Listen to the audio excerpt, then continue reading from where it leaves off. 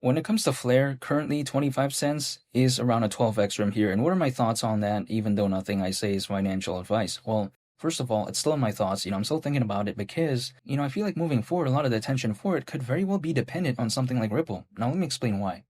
Flare has an aspect of something called XRP-Fi, which stands for XRP Finance.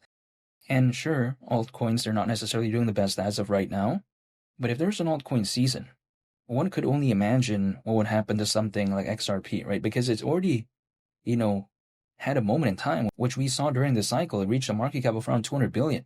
And that was not during an altcoin season. And when it comes to Flare, granted, it's not a small project by any means, but having that kind of aspect of, XRP Fi combined with a pretty established market cap and also with a pretty good, exposure, I think that right there is pretty impressive. So when I take a look at Flare, I do like what I'm seeing overall. And this is why, ultimately, I'm still thinking about 25 cents when it comes to Flare. Now, at that point, market cap, considering current circulating supply, would be around 19 billion. So that's not even 10% of 200 billion, right? Which we saw again, XRP kind of reached that, not too long ago in terms of market cap. But besides that as well, 25 cents is around a 12x from here. People sometimes like to tell me, there's going to be this microcap that does this or does that. But I'm not looking for like a 1000x or something. That's just not my vibe. Like personally, I just don't want to believe in a project that could maybe do like a 2x or something like that.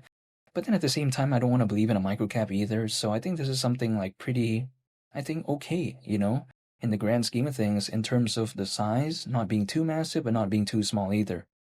Like, sure, I get it. Around a 12x is not going to be the best upside of all time, and how can it? But then I'm not necessarily looking for a project with the best upside of all time anyways. Personally, anything over a 10x, it's not something I would complain about. This is just my perspective, even though I can't speak on anyone's behalf. But then at the same time as well, it doesn't mean this will happen, right? I mean, only time will tell, basically. Like, I don't have a way to know exactly when Flare is going to do this or do that. This is just my thoughts, it's just what I'm thinking about. And just what I see moving forward when it comes to Flare, fundamentally speaking, and that's pretty much about it. But then at the same time, Flare is ultimately known, I think personally, the way I take a look at it, for being the blockchain for data. Now, it's a little bit less exciting because sometimes people take a look at, oh, wow, it has an aspect of XRP-Fi, but then we take a look at something like that. It's not that exciting, but that I think is kind of the foundation and the kind of base of Flare that I do care about. Because, for instance, Flare, supposedly, right, it provides developers with decentralized access to data from other chains and the internet, which again, may seem a little bit boring. However, things do get a little bit more exciting. Like, for instance, it's an Ethereum virtual machine smart contract platform with 2 data acquisition protocols. Now, before I talk about these data acquisition protocols, I do want to talk about why having an aspect of Ethereum virtual machine, or should I say EVM, is pretty, I think, good for something like Flare, because Ethereum, it's a very massive layer 1 blockchain, so if a project can actually, have that aspect of Ethereum virtual machine, I don't think it's such a bad thing. Why not, right? Ethereum is literally such a popular layer 1 blockchain, and that's what a lot of people often think about when they do think about, again, a layer 1 blockchain. So yeah, I do like that aspect when it comes to Flare, but now let's talk about the data acquisition protocols when it comes to Flare, because I feel like this is kind of the point where it becomes a little bit more interesting. Like, for instance, if we take a look at FTSO, which is one of the data acquisition protocols, again, when it comes to Flare, but that stands for Flare Time Series Oracle. Now, if someone is kind of familiar with Chainlink, let's say, for instance, right? I think they'll probably know that Chainlink is very well known for its decentralized Oracle network. And again, when I take a look at something like Flare, FTSO, Flare Time Series Oracle, there's the word Oracle there. And here's the thing, an Oracle is basically, in this case, like a data feed, and it brings off-chain data into the blockchain.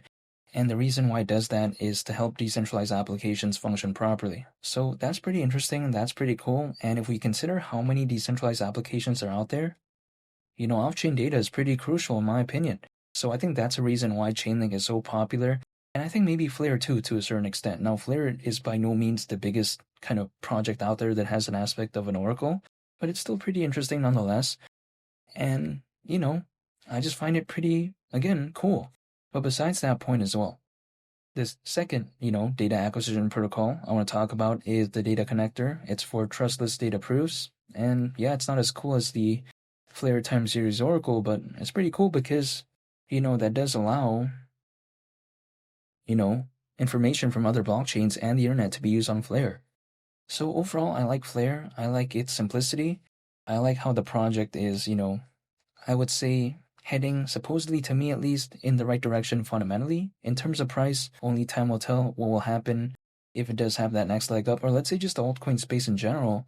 But when I take a look at historically something like Anchor and even Google Cloud being a part of the FLR ecosystem, I'm still very excited and just waiting and seeing what FLR could do moving forward. Now, sometimes people like to tell me, oh, when it comes to FLR, when is the exact moment it's going to do this or do that? Well, that is beyond my, knowledge, right? Because how would I know the exact moment in time FLR is going to do something, or let alone just altcoin space?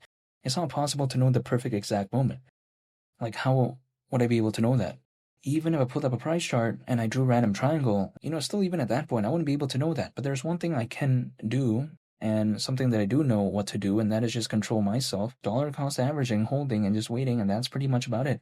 Yeah, sure, I'm still thinking about 25 cents in my mind, but the exact moment in time it's going to do that, that's beyond my control. The market's going to do its thing.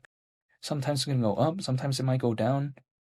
Sometimes it's just going to be like a roller coaster like that. Again, I can't control that in any way. But then my kind of mindset is this: if I'm just dollar cost averaging anyways, and I'm just staying patient and just holding, if let's say there's that next leg up, hopefully, I'll go along with the ride. But, only time will tell. Like, I get it when it comes to sometimes you like to say, oh, there's going to be no altcoin season during this cycle.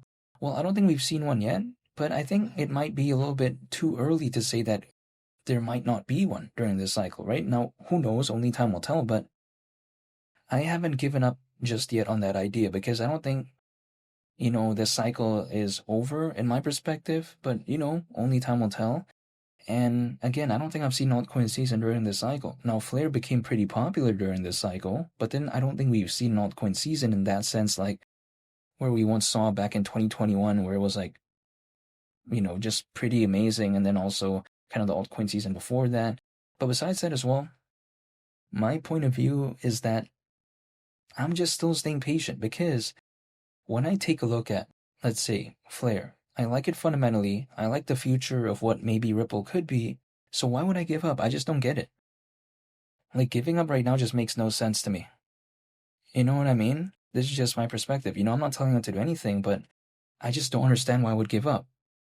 Now, a lot of my friends out there, they're still kind of a little bit neutral where they don't really want to acquire anymore, or should I say dollar cost average anymore. And they also don't really want to sell either. So a lot of friends that I know out there, they're just kind of not really wanting to believe more, but then not really wanting to believe less. And personally for me, I am not that way because I'm still excited, right? I haven't given up. I'm still dollar cost averaging and just staying patient, and that's pretty much about it. But I do like what I'm seeing when it comes to FLR, and the thought of 25 cents maybe, that's still something I'm thinking about, but only time will tell. And I want to say thank you so much for watching this video. I do greatly appreciate it, and I hope you all have a nice day. It's Bundy the Captain, and I'll catch you all on the next one. I'm out. Peace. Bye.